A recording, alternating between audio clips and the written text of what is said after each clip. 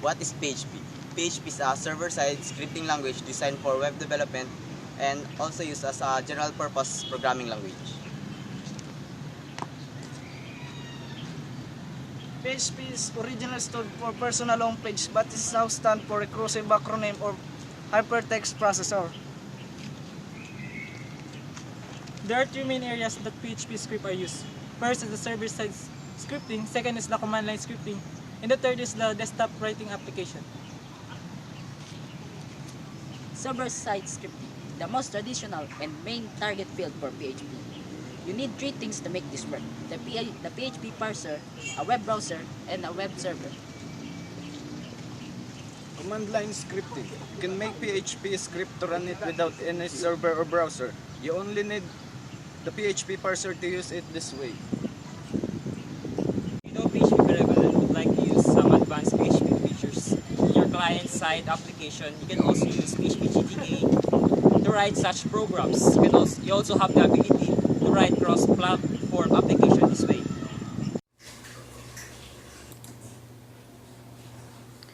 Like more complicated HTML, it behooves you to use white spaces and tabs in your code to make the code more understandable. Ready to write your first script? Let's go. Okay, so write your first script already. Copy the following script, but put whatever you want inside the quotation marks. Print here means print to the screen of a web browser when you open the file.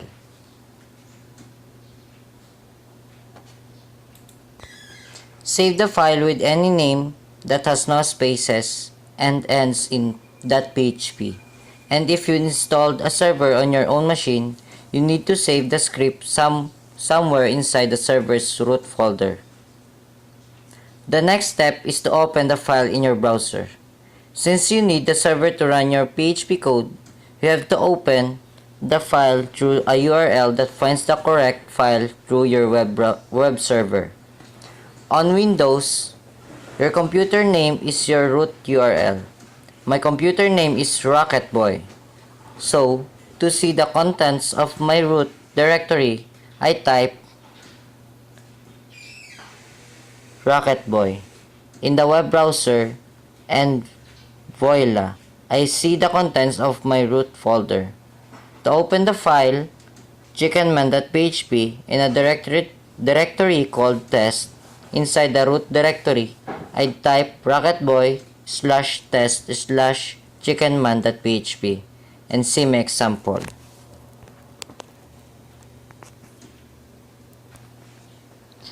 Let's continue by adding to your test code from the last page to show a couple useful tools.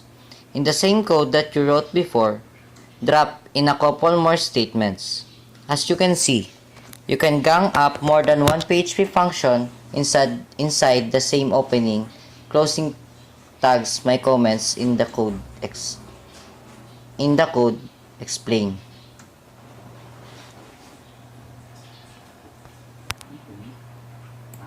Note: PHP info will output a long page of info about your version of PHP. You don't need to understand what it all means. I just wanted to show you that it's there if you ever need it.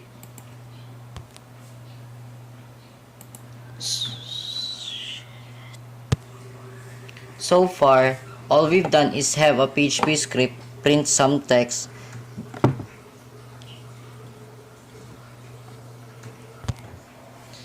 a variable is a container for holding one or more values. It is the means by which PHP stores information and passes it along between documents and functions and such. You may remember variables from algebra in the equation x plus 2 equals to 8. X is a variable with a value of 6. The reason why variables are so important to PHP is that the very notion of having dynamic web pages which respond somehow to user input, relies on data being passed around between pages. Variables are the main mechanism for transferring data like this.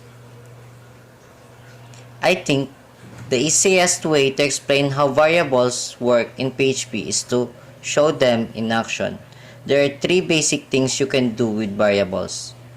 Set them, give them one or more values, reset them if they were set before, access them, read the value of a variable and then do something useful with it.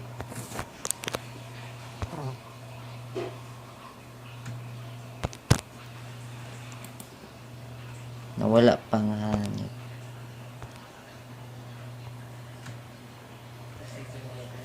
Variables in PHP starts with a $sign. Below, I am setting a variable using it, then setting and using it again. The value that a variable holds can be changed anytime at all.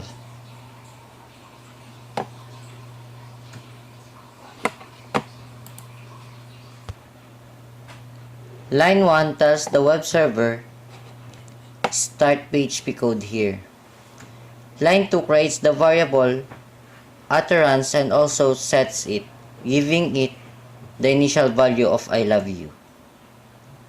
Line 3 prints a phrase that draws on the variable utterance. Line 4 creates a tag in HTML to put vertical space between the two utterances.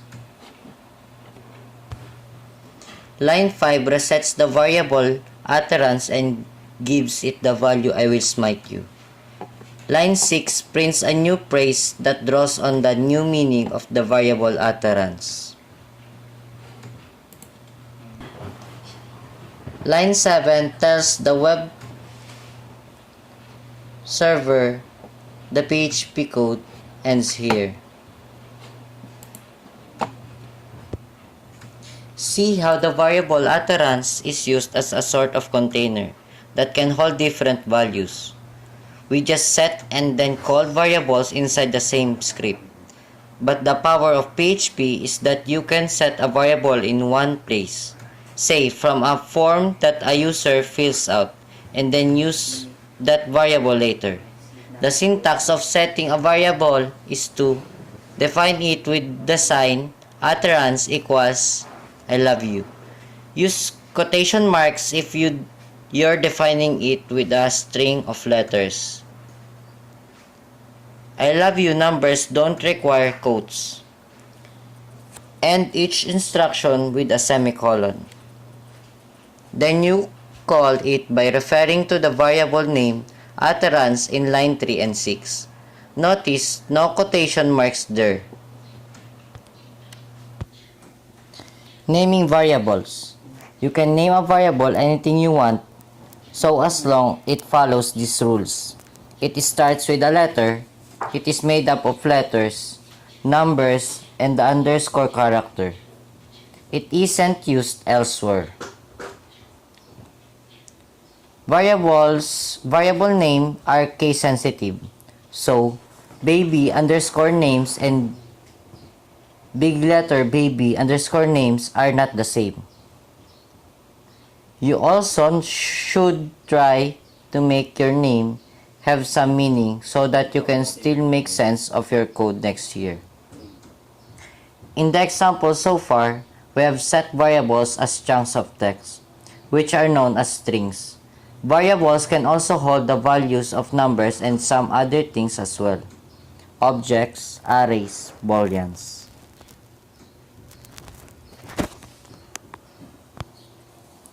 Final note, one thing that can be a little confusing when starting to use PHP is the use of quotation marks inside PHP functions. Use single or double quotes to set off strings, that is chunks of text, as in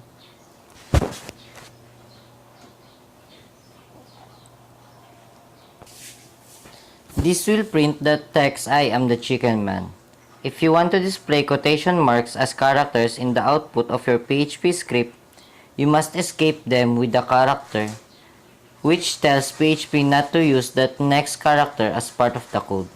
So, to output the text I am the chicken man with quotation marks showing in the result, the code would be like this. In our example so far, we have set variables and then used them all in the same code. This doesn't make much sense because in those instances, we could have just hard code the values instead of using variables. Let's get some real mileage by creating HTML forms to gather user input, turning that input into variables and then doing various things with the information that we just collected.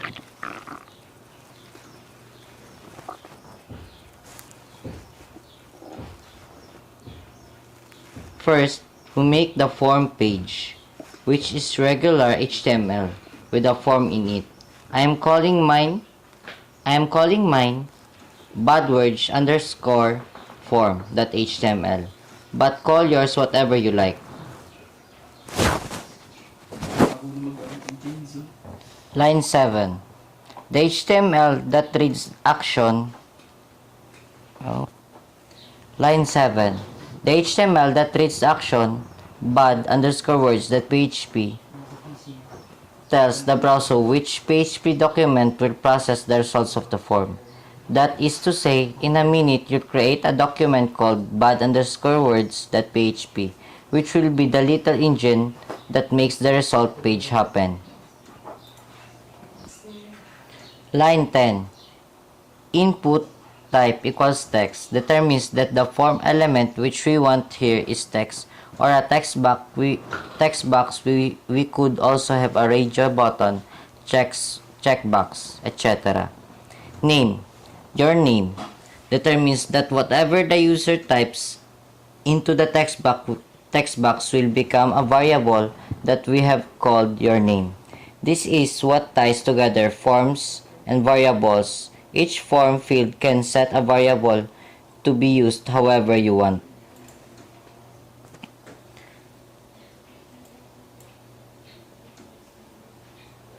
Line 13. Here, you have another text input that sets a variable called favorite word, which is the user's favorite dirty word. Line 16 and 17. This code makes a submit button with the text "that's right" and ends the form. So, this form will collect the unassuming user name and favorite bad word. But now, what do we do with it?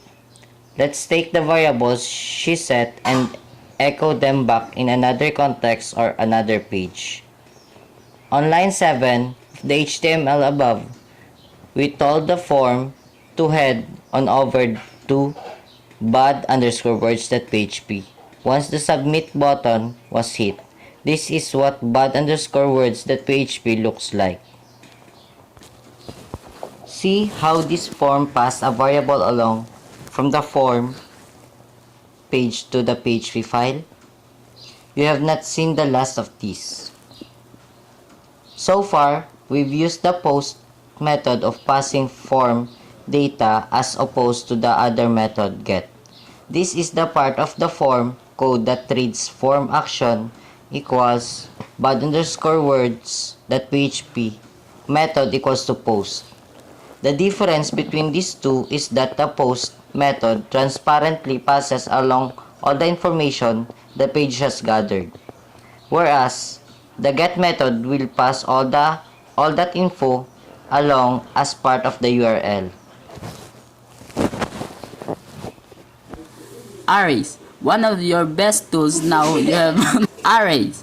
One of your best tools now that have master variable. Haven't you? Are arrays. Arrays give you the ability to store not just one variable inside a variable, but a whole bunch of value in a single variable. If I wanted all catalogs of animals in my house, I could set each one as a regular variable. I have got 2 dogs, Pebby and Ruby, and a squirrel that died in the attic last year, whom he'll call Ruthie. Setting each one as a variable looks like this, but an array will let us store all this inside one single variable, which I call scripters. Each element of the variable has its own key that is used to access that part of the array, which can neither be a string of letter or number. Let me explain the key concept another way.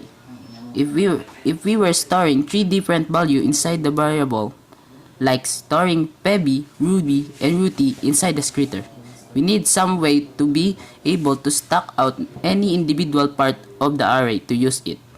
An array will be automatically number of each element that compress it.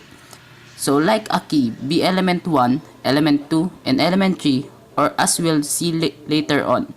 We can name each part of the array with text. In this case, I could make this key fat dog, skinny dog, and a squirrel, and use those to identify each array. Let's make a simple array and then use it. The easiest way to create an array is to use the array function, which assign a bunch of variables to your array at once and look like this. This stores all my animal names into one variable, scritters, in an array, and automatically assign as a membered key to each element string in order to giving the first element the number 0. So Pebi is the element 0, Rudy is 1, Ruti is 2, and etc. I make up name of array himself. Here's the scritter. You can show now get at any of the array element by referring to the variable followed by the element number in a squirrel bracket. Scritters 0. For example, here is the instruction. This will simply print the third element in the array, which is Ruti. Don't forget that array number starts at 0. So scritters, this third after scritter 0 and scritters 1. There's another way to set an array or even to add an existing array by setting each element individually. This will have the same effects as using the array function, giving the first element on the key 0 on soon on. But wait, I forgot about Opie the cat. Regardless of how we made the array in the first place, I can easily add Opie like this. PHP is smart enough to count the number of elements and give Opie the next available one, which this is case after Pebi, Ruby, and Ruti is 3. To recap this concept, I can set an array to include the animals in my house neither this way or this way. Both will be indexed in a computer brain with the value. And in a both case, you could get at any element in the array by describing its number, which could print the string opy to the windows of your browser. Array can be made to do all kinds of things, like being incremented by numbers, sorted or alphabetical order, printed by different types or categorization, and many more. The whole deal about making dynamic website is that you want your web page to be as smart as possible, to have code sitting there that can make all sorts of decisions based on different kinds of user input, user condition, what browser is visitor X using, or information that you set yourself. Examples of this could be: after a user enter an email address, check that it has a valid form, wherever.com, and if not, serve Part 2. After a user enters an email address, check that it has a valid form, wherever.com, and if not, serve a page that says, "Hey Paul, how about a valid email address?" Serve one set of HTML to the .com domain and another to .gov domains, where you try not to use any big words that might confuse them. Know whether a customer at your online store is meeting a minimum dollar amount for an online credit card purchase, and on and on and on. The possibilities are limitless. The way to make your page smart is to use if, else, and else if statement, along with comparison and logical operators. The most important one of these is the statement, which gives you the ability to code. The syntax of this statement is as follows.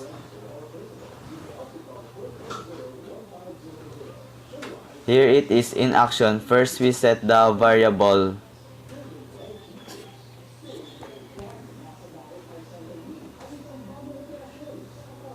Please note that The first and the second are not the same thing. The first will always be true as it sets favorite color to blue.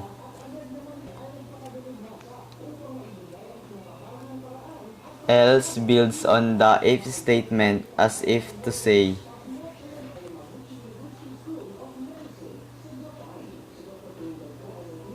it works like this.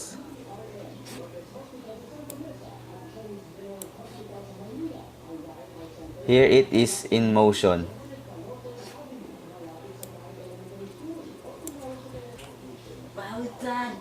What you see above is the typical format for writing statement like this. The key part is to see where the curly brace are so you don't get confused as to which statement belongs to which piece of the code above. The first set of end belongs to What you see above is the typical format for writing statement like this. The key part is to see where the curly brace are so you don't get confused as to which statement belongs to which piece of the code. The first set of curly open and close curly brace belongs to if the second first and What you see above is the typical format for writing statements like this. The key part is to see where the curly brace are so you don't get confused as to which statement belongs to which piece of the code.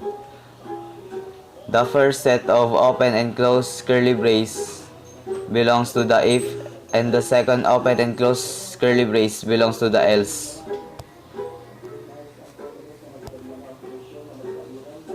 There's one more sibling in the if-else family, and it's called else-if, where else is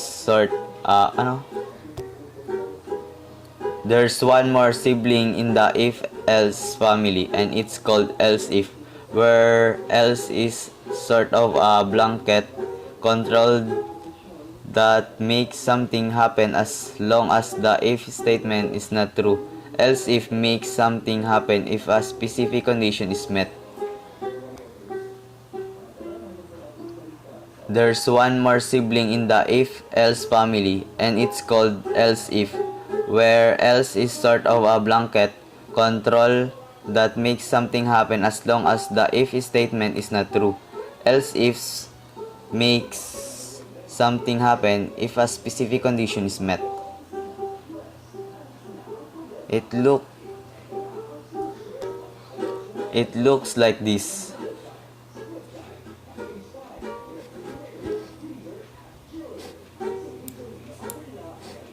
You could even add an else statement at the end in the